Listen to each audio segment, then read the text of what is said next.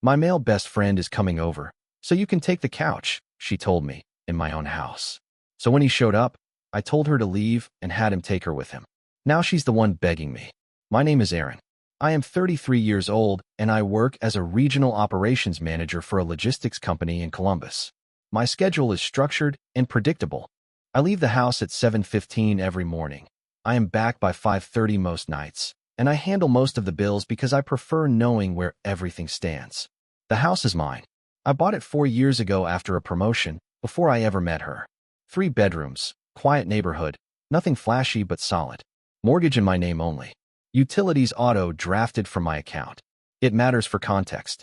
My girlfriend is Lila, 29. We have been together just over 2 years. She moved into my place about 8 months ago after her lease ended. We split groceries and smaller shared expenses, but the house itself is my responsibility. Up until recently, things were manageable. Lila can be sharp, confident in a way that sometimes crosses into condescending, but I am not easily rattled. I have always addressed issues directly and early. I do not let resentment build. Last Friday at around 4:30 in the afternoon, she called me while I was wrapping up a vendor call. She did not ask how my day was. She said her male best friend, Connor, was coming over that night. She said it casually, like she was reminding me to grab milk. Then she added that he needed to crash for a few days because he and his roommate had a fight. I asked where exactly Connor would be sleeping. She said in our bed. I waited for the punchline. There was none. When I pointed out that it was my bed, in my house, she laughed and said I was being territorial. Then she said the sentence that flipped something in my head from flexible to firm. My male best friend is coming over, so you can take the couch. Not can you? Not what do you think? Not would that be okay? You can take the couch. In my own house. I did not raise my voice. I did not argue on the phone. I told her we would talk when I got home. Lila was in the kitchen, acting like she had done me a favor by giving me notice. She told me I needed to relax. That Connor was like a brother to her. That I was insecure for even questioning it. She said I should want her best friend to feel welcome. I asked her one question. If the situation were reversed, and a woman I called my best friend showed up needing a place to stay, would you be fine sleeping on the couch while she took our bed with me? She did not hesitate. That is different. She did not elaborate. That is where this really starts. She said that is different, like it was some universal law. I asked how. She rolled her eyes and said because Connor is a guy and guys do not take things the wrong way. Then she looked me up and down like she was appraising a used car and added that I was the only one making it weird. I told her I was not making anything weird. I was setting a basic boundary. Guests do not displace the homeowner, especially not into the living room like I am some temporary roommate. She got bitchy fast. She said I was controlling. She said it was embarrassing that I needed to feel like the man of the house. She said I should stop acting like I own everything. That last line was funny because I do own the house. Not as a vibe. On paper.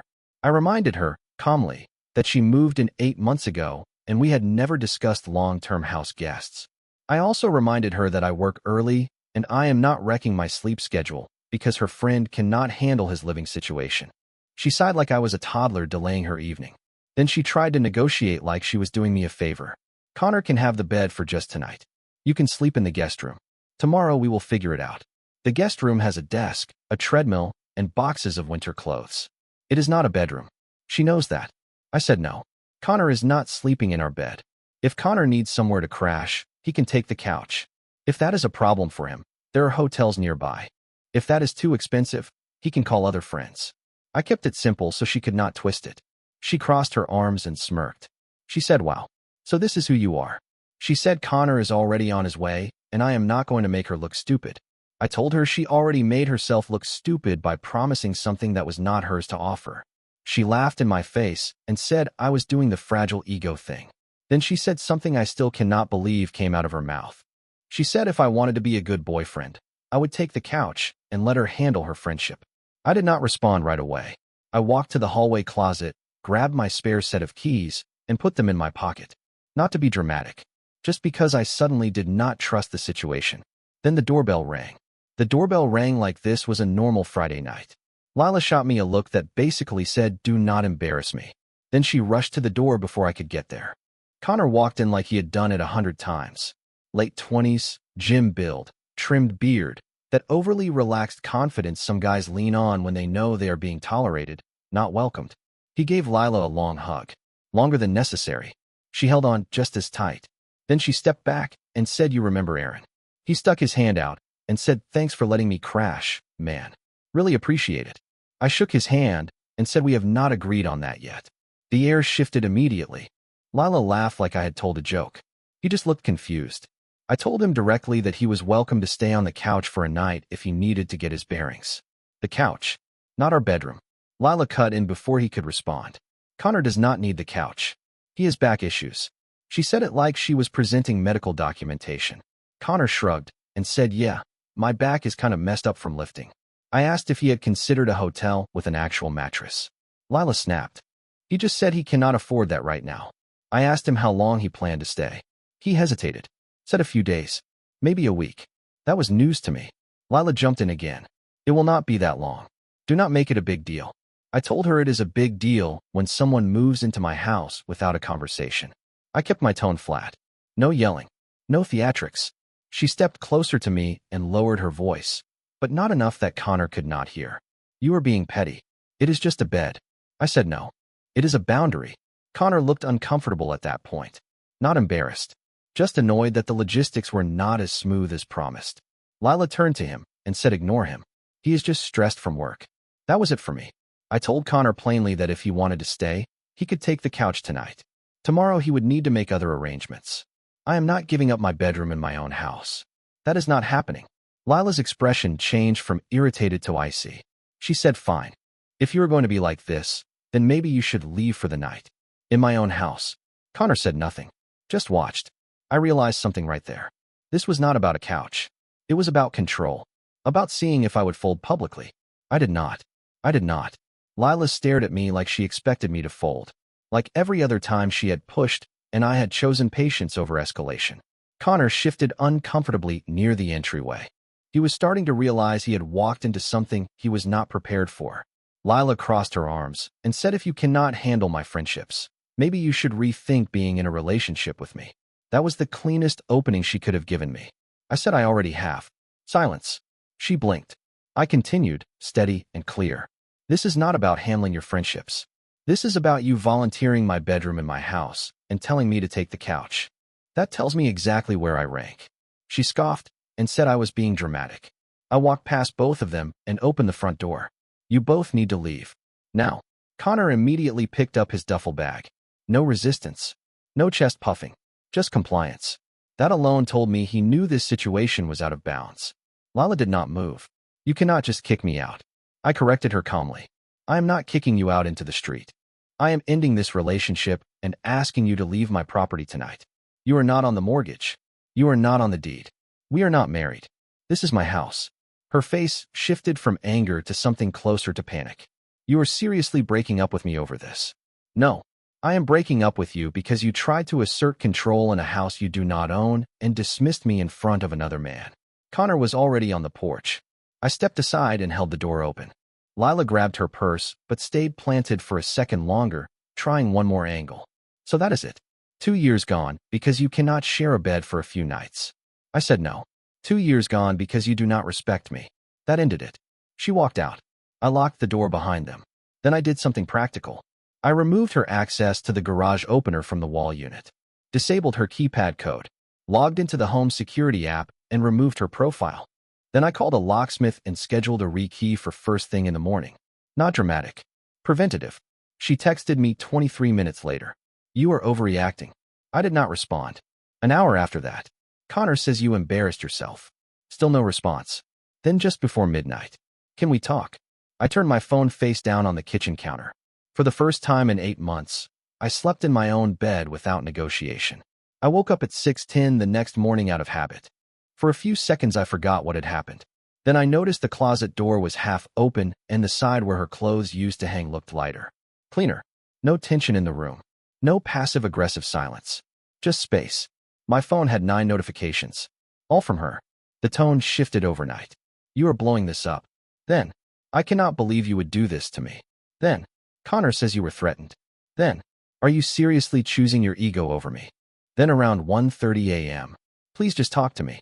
And finally at 2:07, "I love you. Do not do something you cannot undo." I read all of them once. No emotional spike. Just confirmation. Every message reframed the situation as my failure, my ego, my insecurity. Not once did she say I crossed a boundary. Not once did she say I should not have told you to take the couch. That told me everything I needed. I made coffee, sat at the kitchen table, opened my phone settings. I did not send a long explanation. I did not argue point by point. I did not threaten or insult. I blocked her number. Then I blocked her on every platform we used. Instagram, Facebook, even LinkedIn. Not out of spite, out of clarity. If I end something, I end it clean. About 20 minutes later, my phone lit up with an unknown number. I let it go to voicemail. It was her. She sounded less confident, more frantic. She said blocking her was immature. That adults talk. That I owed her that much after 2 years. I deleted the voicemail. Then I blocked that number too. At 9:15 a.m., the locksmith showed up. I had the front and back door rekeyed. I collected every spare key I knew existed and replaced the garage remote. Again, not dramatic. Practical. Around noon, there was a knock on the door. I checked the camera feed first. It was her. Alone this time. She looked tired. Not polished like the night before. I did not open the door. Instead, I spoke through the intercom. If you are here to pick up your things, come back tomorrow between 10 and noon. I will have them boxed in the garage. She said, you are really going to hide behind a camera? I said no. I am enforcing a boundary. She stood there another minute like she expected me to cave if she waited long enough. I did not. Eventually she left. That was when it actually felt final. Blocking her was not anger. It was insulation. I spent Saturday morning doing something deliberate. I boxed her things. Not angrily. Not throwing anything. I used proper moving boxes from the garage. Folded her clothes. Wrapped the framed photos in bubble wrap. Put her shoes together in pairs. Even separated her work stuff from casual things so she would not have to dig through everything later. I was not trying to hurt her. I was closing a file. Around 10:40 a.m., she texted from another unknown number. I am outside. I checked the camera. She was there. Connor was in the passenger seat of his car this time. That detail did not surprise me. I opened the garage door, but not the front door. Her boxes were stacked neatly near the wall. I stepped out just enough to speak clearly. Everything that is yours is here. If I missed anything, text me a list and I will arrange pickup through a third party. She looked at the boxes, then at me. You packed everything? Yes. She seemed almost offended that I had not left a mess. Connor stayed in the car, watching. She crossed her arms. You are really going to end this over something that stupid? I said no. I ended it because you showed me exactly how you see me. The couch comment was just the reveal. She tried a new tactic. I was stressed. Connor needed help. You could have just supported me for one night. I answered calmly. Support does not look like displacement. Support does not look like public dismissal. If you had asked, we would have discussed it. You told me what I was going to do in my own house. Her jaw tightened. So you are perfect now? No. I just know what I will not accept. Connor finally got out of the car, walked over, and grabbed 2 boxes without saying a word. That told me something else. He was not here to fight for her. He was here to help her relocate. She lingered. You are going to regret this when you calm down. I shook my head. I am calm. That seemed to frustrate her more than anger would have. She picked up the last box, then paused. You blocked me. Yes. That is childish. No. It is final. She stood there like she wanted a bigger reaction. Some sign I was hurting more than I was showing. I was not smiling. I was not smug. I was steady. After a few more seconds, she walked back to the car. They drove off without another word. I closed the garage door slowly. The house echoed differently now. Not empty. Clear. I expected the silence to last at least a week. It lasted 12 hours. That night around 9:30, my doorbell camera pinged my phone again. It was not her. It was her sister. Alone. She looked uncomfortable, just standing on the porch. I did not open the door. I used the intercom. Can I help you? She sighed and said Lila is not doing great. I did not respond immediately. She continued. She says you embarrassed her. That you overreacted and made Connor feel unwelcome. I said he was unwelcome. There was an awkward pause. Her sister shifted weight and tried a softer tone. She told me Lila really thought you would just give her the bed because you love her. That sentence actually clarified something. I answered carefully. Love is not compliance. She looked like she did not expect that answer. She said Lila is saying you blindsided her. That couples work through things instead of just ending it. I leaned back against the wall inside the house, still speaking through the system. Couples work through disagreements. They do not work through unilateral disrespect. Her sister tried one last angle. She says Connor is just a friend, that you made it something ugly. I replied calmly. It was not about Connor. It was about being told where I sleep in my own house. That seemed to land. The sister exhaled. She said Lila thought you would cool off. I said I am not heated. Another pause. Then the question I was waiting for. Is there any chance you would talk to her? I said no. Not maybe. Not later. No. Her sister nodded slowly. I will tell her. I added one more thing before she walked away. Please tell her not to send people to my house. This is over. She gave a small nod and left. I checked the camera feed as she got into her car. No Connor this time. Just her. That told me something too. By Monday morning, I had already removed her from the shared streaming accounts, changed the Wi-Fi password, and updated my emergency contact at work. Again, not dramatic. Administrative. I expected anger next. What I did not expect was begging. The begging started Tuesday afternoon. Not from her number. From an email. Subject line just said please. I almost deleted it without opening it. I did open it. It was long. Structured like an argument brief. She said she had been overwhelmed. That Connor had manipulated the situation. That she felt pressure to prove she was a good friend. That she panicked when I pushed back. Then she shifted. She said she felt unsafe in the relationship because I ended things too quickly. That part stood out. Unsafe. Because I refused to take the couch in my own house. I read the whole message once. Slowly. Not one sentence said I should not have told you to leave. Not one sentence said I crossed a line offering your bedroom. It was all framed as stress, miscommunication, pressure. Then the line that explained everything. I did not think you would actually choose yourself over me. There it was. That was the miscalculation. I did not respond. Instead, I created a rule in my email filters and sent anything from her address straight to archive. Around 7 p.m., there was another knock at the door. I checked the camera. It was her. Alone. No makeup. Hair tied back. Not polished. Not combative. I did not open the door. She stood there for almost a full minute before speaking toward the camera.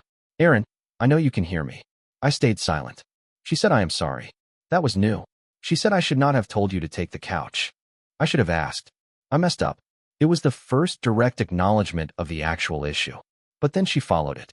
You did not have to end everything over it. There it was again. Minimizing. I spoke through the intercom. You are apologizing for the method, not the mindset. She looked confused. I continued. You believed you could override me in my own house. That did not come from stress. That came from how you see me. Her eyes watered, but she did not deny it. She said I just thought you would understand. I answered calmly. I do understand. That is why this is over. She stayed there another 30 seconds, waiting for something softer. There was nothing softer to give. Eventually, she wiped her face and walked back to her car. I watched until she drove away. For a brief moment, I felt the pull. The history. 2 years is not nothing. Then I replayed her voice, saying you can take the couch. In my own house. The pull disappeared. I thought that would be the last time I saw her. It was not. Friday night. Exactly 1 week after the couch comment. I had just finished cleaning the kitchen. Music playing low. Routine steady again. Doorbell. I checked the camera. Lila. And Connor. Together. That told me this was not about reconciliation. I opened the intercom. What do you need? Lila spoke first. We just want to talk like adults. Connor stood slightly behind her, arms crossed, like he was there as reinforcement. I stayed inside. There is nothing left to talk about. Connor finally stepped closer to the camera. Man to man, I think you overreacted. That was interesting. I asked him calmly. Did she tell you she offered you my bedroom and told me to take the couch? He hesitated. She told me you were uncomfortable. I nodded, even though they could not see it clearly. That is not what happened. Lila cut in quickly. You are twisting it. No, I am clarifying it. Connor looked at her now, not me. That shift was subtle but important. I continued. You walked into my house under the impression you had a place in my bed. That was not your decision to make. It was not hers either. Lila's tone sharpened. It was just a bed. I answered without raising my voice. It was authority. That went quiet. Connor looked less confident than when he arrived. Lila changed tactics. We were just seeing if you would apologize. That caught me off guard for half a second. Apologize for what? For embarrassing me. For blocking me. For making me look crazy to my friends. There it was again. Image over accountability. I said calmly. You were not embarrassed. You were contradicted. Connor shifted again. Lila glanced back at him like she needed support. He did not give it. She tried one last time. If you apologize and admit you went too far, we can reset. We. Interesting word choice. I stepped closer to the door, but did not unlock it. This is not a negotiation. There is no reset. I will not apologize for enforcing a boundary in my own house. Connor exhaled slowly. Lila's face hardened. So that is it. Yes. No anger. No shouting. Just yes. They stood there another few seconds. Then Connor walked away first. Lila lingered 1 second longer. You are going to end up alone if you cannot bend. I answered evenly. I would rather be alone than displaced. She did not have a response to that. They left. I locked the door. And this time, I knew it was done. It has been 3 months. No surprise visits. No new numbers. No emails slipping through filters. She tried once more through a mutual friend about 2 weeks after that last porch conversation. The message was simple. She says she is willing to admit she pushed too far if you are willing to meet halfway. I did not respond. Meet halfway implies shared fault. There was none to share. I did not end a relationship over a couch. I ended it over a power test. Over being told, not asked. Over being minimized in my own home in front of another man. The couch was just the setting. The real issue was hierarchy. In the weeks after, I rearranged the bedroom, moved the dresser, changed the bedding. Small things. Not symbolic. Practical. Reset the space. Friends asked what happened. I told them plainly. She told me to take the couch in my own house so her male best friend could have the bed. Every single person paused at the same point. In your own house. Yes. Nobody argued with the outcome. The more distance I had, the clearer it became. That comment did not come out of nowhere. It came from a pattern. Small dismissals. Subtle public corrections. Decisions framed as done deals. I had ignored them because they were minor. Until they were not. I do not hate her. I do not think she is evil. I think she believed she could lead, and I would follow. That I valued peace more than position. She miscalculated. Last week, I ran into Connor at a coffee shop. Pure coincidence. He saw me first. Walked over. Said, man, that night got blown out of proportion. I asked him one question. If someone told you to sleep on the couch in your own house so another guy could take your bed, what would you do? He did not answer immediately. Then he nodded once. Yeah, that was enough. I left it there. The house is quiet now. Predictable again. No negotiations over where I sleep. No tests disguised as favors. Just structure. Ownership. Calm. And if I ever hear you can take the couch again, it will be from a guest in my house. Not from someone who forgot whose house it was.